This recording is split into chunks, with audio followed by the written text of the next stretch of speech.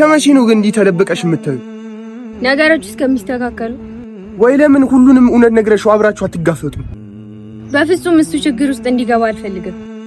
እንዲህ እየተፋቀራችሁ ግን መራራቃችሁ ያሳዝናል። ምን ታረጋዋለህ? እድላችን ላይ የተጻፈው ይሄ ነው። ያገኘሽ ቀን ግን ምን ያህል ደስተኛ እንደሚሆን አሰብኩት። ከሱ በላይ እኔ አግኝቼ ሳቅፈው ደስታዬ ወደር አይኖረውም። አታስቢ፣ ይሄ ሁሉ አልፎ የምትገናኝበት ቀን ሩቅ አይደለም። ፈጣሪ ካለ አዎ። አብሽር። አሁን ቀጣይ እቅዳችን ምንድነው? የሶስተኛውን ሰው ማንነት እስካልተናገሩ ድረስ ነፍሳቸውን አስጨንቅ። እርስ በእርስ እንደ ጠላት መታየት አለባቸው። ከአቅማቸው በላይ ሲሆን አንዳቸው ይናገራሉ። ሸፍቱኝ። ተፈቀርኩ ብሎ ሰው ማስደንገጥ ግን ተገቢ ነው? የጀመርከው አንተ ምኑን ማስደንገጡን ነው? እኔ ደግሞ ምን አድርጌ አስደነግጥሽ? ሳላስበው ስመኝ ነው። እሱማ ድንገት እኮ ነው አይደል? በቃ ይሄም ድንገት ነው እንዴ? አፈቀርኩ ያልሽኝስ ድንገት ነው። ስሚማ ስምት ሉል ሉል ተረጋጋ። ወንድም ያለበትን አውቄያለሁ። ምን የምርህን ነው? አዎ። ምን ነው?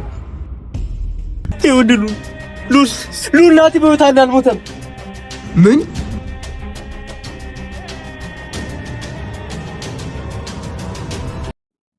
ኢዛና እድል የደበቀችውን ትልቁን ሚስጥር አወጣባት። ከዚህ በፊት ናታን እንዲገደል አድርጋ ነበር። ነገር ግን ናታን እንዳልገደለው ኢዛና በህይወት እንዳለ ለወንድሙ ሲነግረው ወንድሙ ማመን አቅቶት እድል እንዲገለው የነበረውን በጣም ደንግጦ ነበር የተወው። እንግዲህ ኢዛና ካሁን በፊት ለእድል ዜማንም ሆነ ናቴንም እንደገደላቸው ነግሯት ነበረ። ግን እሱ በጓደኛው ላይ ለማስመሰል ደብድቦታል እንጂ እንዲሁም የተወሰነ አድምቶታል እንጂ እሷን ለማሳመን ያክል እንጂ እሱን እየደበደበው፣ ነገር ግን እውነታው አልገደለውም ማለት ነው። ባለመግደሉ ደግሞ እሱ ነፃ ወጣ።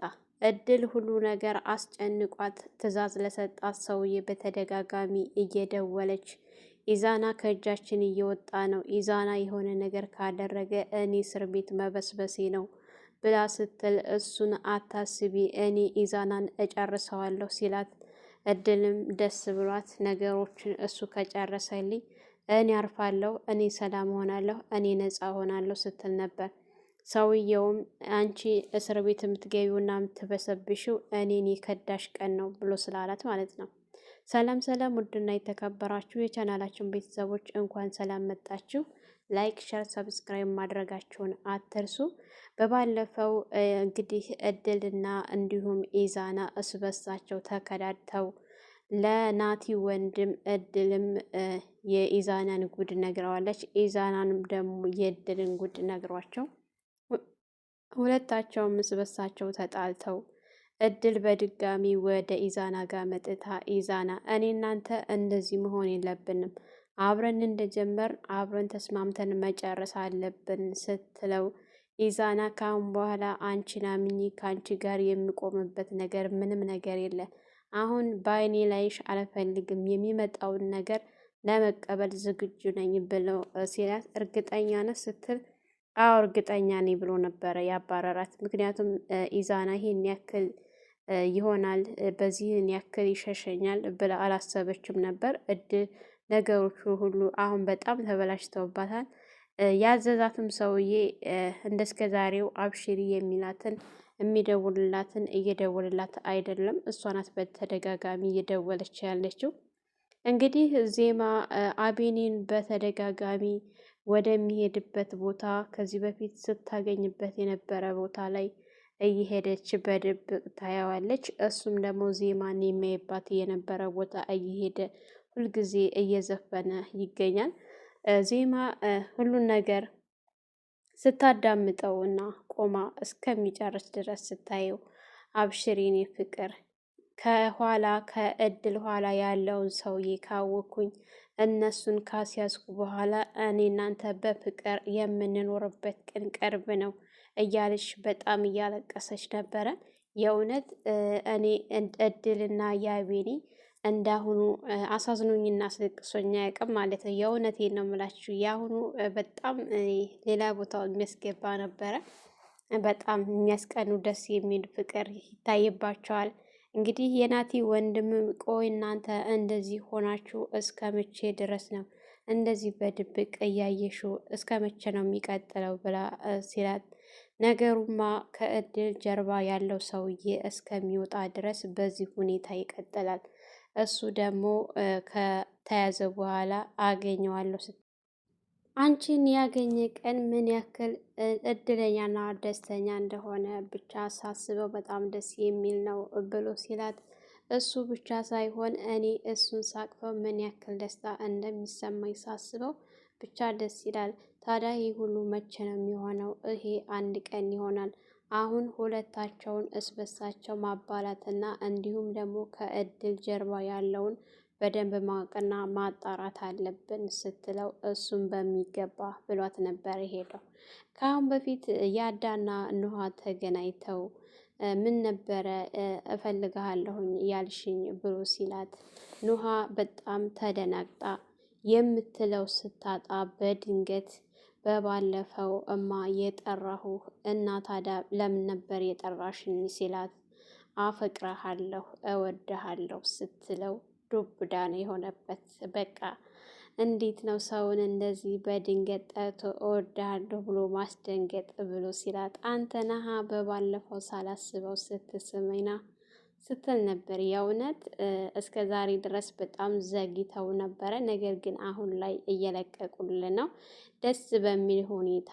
እንዲሁም ደግሞ ያዳ በቃ በጣም ተደስቶ በነገረችው በኑሃ በሁኔታ በቃ በጣም ተደስቶ ስለነበረ እኔ ምልሽ ሲላት፣ እሺ አንተ የምትለኝ ስሚማ ሲላት፣ እሺ ስምት ስትለው፣ አቢኒ በጣም መስፈን ትችላለች ብሎኛል፣ እስኪ ዝፈኝልኝ ነበር ያላት። ችግር የለውም በማለት እንግዲህ ከወደድከው እሺ ብላ የራሷን አንድ የምትወደውን ከምትወደው አንዱን ስትዘፍንለት እስከ መጨረሻው ድረስ አዳምጧት ካበቃ በኋላ ከነገረኝም በላይ ብሎ ሲላት በጣም ደስ ብሏት ነበረ። እንኳንም አፈቀርኩሽ ሲላት፣ እንኳንም አፈቀርከኝ እንኳንም አፈቀርኩ ስትል ነበረ መልሷ ማለት ነው። የእውነት በድንገት ነገሮቹ ሁሉ እኔ ሁሉ ነገር ይበላሽባታል ብዬ አስቤ ነበር። ለወንድሜም ቃል ገብቼለታለሁኝ። ይህንንም ነገር ደግሞ እስከ መቼ ነው ደብቄ የምኖረው እያለች እያሰበች ነበረ። በጣም እየተጨነቀች ነበር። ያ ሁሉ ሀሳብና ጭንቀት በአንድ ጊዜ ተወግዶ እንደዚህ በደስታ ፍንድቅ ድቅ ብለው ሲሉ ሲያዋቸው እንዴት ያምራሉ! የምር በቃ ውብ ነው የሆኑት። ያዳ ደግሞ በጣም ደስ የሚለው ነገር ሰዎችን መረዳት በጣም ይችልበታል። ሰዎችን ከጭንቀት ለማውጣት አይደለም እሱ የሚወዳትን ሴት ይቀርና ለጓደኛው ላቢኒ ምን ያክል ዋጋ እየከፈለ እንደሆነ ከጎኑ አብሮት እንደሆነ እያየን ነው። ደስ በሚል ሁኔታ ምንም እንኳን አቢኒ ዜማን ባያያትም ዜማ ግን ሲዘፍን ከበስተጀርባ ሆና እያለቀሰች ስታዳምጠው ነበረ። ምን አለ እነሱም ተገናኝተው እንደ ያዳና እንደ ኑሃ ፊት ለፊት እየተያዩ በፍቅር አይን በዘፈንላት የሚያስብል ነው ማለት ነው። የአሁኑ በጣም ደስ የሚል ነው። እንግዲህ እድልና ኢዛናም መስማማት አልቻሉም። ኢዛና አጠገቡ ሂዳ በተደጋጋሚ እየሄደች ብትለምነውም በጭራሽ ካሁን በኋላ ከአንቺ ጋር መስራት አልፈልግም፣ ሳላቅ ተታልሌ አንድ ጊዜ ተሸውጃለሁ፣ ድጋሚ ግን አልሸወድም፣ አንቺን አላምንሽም፣ እኔ በራሴ መንገድ ሁሉንም እወጣዋለሁኝ ብሎ ሲላት፣ እሷም አሁን ላይ የምትይዘውና የምትጨብጠውን ነገር ስላጣች አቢኒ ጋር ስትደውል አቢኒም አካላፍቷት ነበረ ስልክ የዘጋባት። ምክንያቱም ከአሁን በኋላ በድጋሚ እሷን ማመን እንደማይፈልግ የምትለው ሁሉ የምታወራው ሁሉ የውሸት እንደሆነ ሲነግራት አማራጭ ስታጣ አሁን ላይ ኢዛናም ስለከዳት ከሚያዛት ሰውዬ ጋር ሁና ደውላለት እሱም በተደጋጋሚ እየደወልሽ ስለሆነ እድል አታናጅኝ፣ አታበሳጭኝ፣ ያለበለዚያ ማደርግሽን አታውቂም ብሎ ሲላት እና እኔ እኮ ጨነቀኝ ብቻዬን እየተውኩኝ ምን ላድርግ ኢዛናም እንደሆነ ከአሁን በኋላ አብሬሽ አልሰራም ብሏለኝ። እሱ ደግሞ ነገሮችን ሁሉ እያበላሻቸው ነው። አንተም ደግሞ እየተውከኝ ነው። አማራጭ ስለሌለኝ ነው አንተ ጋር የምደውለው። ዝም እያልከኝ ነው። ለምን ዝም ትለኛለህ ስትል እኔ ዝም አላልኩሽም፣ እኔ እስከምደውል ድረስ ታግሽ እድል ብሎ ነበረ እየዘጋባት ማለት ነው። እድል ነገሮች ሁሉ እየተበላሹባት እንዳለ በእርግጥ እንግዲህ ኢዛናም አሁን ላይ አያግዛትም። እሱም የመጣውን ነገር እኔ ራሴ እወጣዋለሁ፣ በሚመጣው ነገር ራሴ ለማስተናገድ ዝግጁ ነኝ ብሎ ነበረ። ከአሁን በፊት እንግዲህ እድልና ኢዛና ከተጣሉ በኋላ ሲለያየው ኢዛና ለ2 ቀን ጊዜ ሰጥቻለሁ፣ በዚህ 2 ቀን ውስጥ ወንድሜ ያለበትን ሁኔታ ታላሳወቀኝ እገድልሃለሁ ብሎት ነበረ።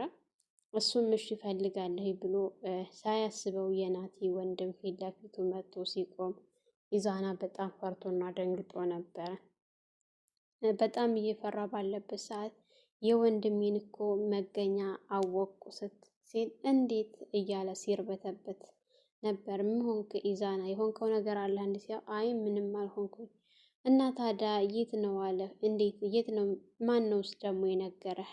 እያለ ጥያቄ በሚጠይቅበት ሰዓት እሱን የነገረኝ አንተ የምታውቀው ሰው ነው። እኔ የማውቀው ሰው ማን ሲል የምትወዳትና የምታፈቅራት እድል ናት። እድል ወንድሜ ያለበትን ቦታ አሳያለሁ ብላኛለች፣ ግን በዛ ምትክ ደግሞ አንድ ነገር ጠይቃኛለች ብሎ ሲል ምንድን ነው የጠየቀች ሲለው ነበረ። እሱማ እየጠየቀችኝ በምትኩ አንተን እንድገልላት ነው፣ የአንተ ነፍስ ወንድሜ ጋር መድረስ አለባት ብሎ ከአሁን በፊት በምን ሌሎችን ሰዎች እንደሚገላቸው ያውቃል። ኢዛና በጣም ፈርቶና ተጨንቆ እባክህን አትግደለኝ እያለ ወደ ኋላ እየሸሸ ባለበት ሰዓት አቢኒ እንግዲህ ይህንን ነገር አያውቅም። ያዳም ሆነ አቢኒ ይህንን በጭራሽ አያውቁም። ኢዛና ናቲ የዜማን እንዳስወገዳት ነው የሚያውቁት። እነሱ ይህንን ነገር በጭራሽ አያውቅም። ከበስተጀርባ ሆና እንግዲህ እድል እየቀረጸቻቸው ነበረ።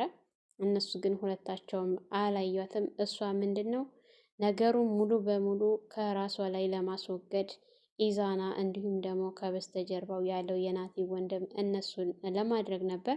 ደስ የሚለው ነገር ደግሞ በምትወጣና በምትገባበት ቦታ እየተከታተለቻት ትገኛለች፣ ዜማ ማለት ነው። ዜማ ይህን ነገር እውነታውን እስከምታውቅ ድረስ ነው እንጂ አቢኒ ጋር ተገናኘች ማለት እድል ሁሉ ነገር አበቃባት ማለት ነው።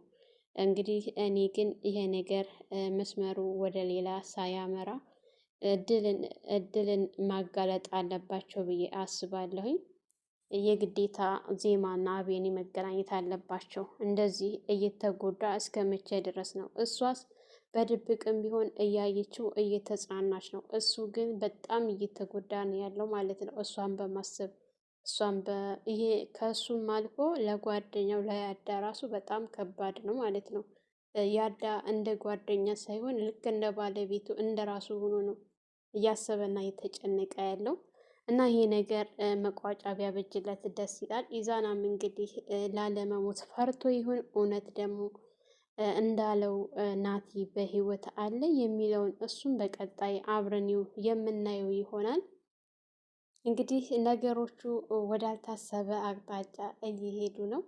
እውነት ዜማ በህይወት እንዳለችው ናቲም በህይወት ይኖራል የሚለው ነገር በጣም ከባድ ጥያቄ ነው የሆነው። የእውነትም ቢኖርና ከወንድሙ ጋር ቢገናኙ በጣም ደስ ይላል። እድል ደግሞ የእጇን ማግኘት አለባት። እንዲሁም ደግሞ ከበስተጀርባዋ ያለ ሰው ይሄን ያክል ምን ያክል ቢያደርገው ነው በአቢኒ ላይ የተጫወተበት ያለው ነገር በጣም ከባድ ጥያቄ ነው ማለት ነው። ሰላም ሰላም፣ ውድና የተከበራችሁ የቻናላችን ቤተሰቦች እንኳን ሰላም መጣችሁ። ላይክ፣ ሸር፣ ሰብስክራይብ በማድረግ ለዚህ ዩቱብ ቻናል አዲስ የሆናችሁ የደውል ምልክቱን ማጥቆሩን አትርሱ። ለነይማ ቤት አዲስ የሆናችሁ ላይክ፣ ሸር፣ ሰብስክራይብ እንዲሁም የደውል ምልክት ማጥቆር አትርሱ። በያላችሁበት ፈጣሪ ጠብቃችሁ ሀገራችንን ሰላም ያድርግልን። መልካም ቆይታ ይሆንላችሁ።